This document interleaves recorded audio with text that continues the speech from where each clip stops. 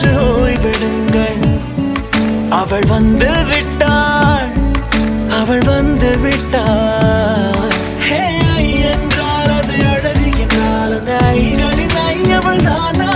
ஹே ஐ என்றால் அது கடவுள் என்றால் அந்த கடவுளின் துகள் அவள் தானா?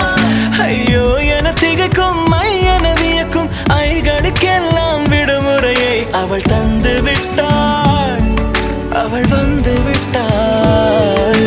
பூக்களே சற்று ஓய்வெடுங்கள். அவள் வந்து விட்டாள், அவள் வந்து விட்டாள்.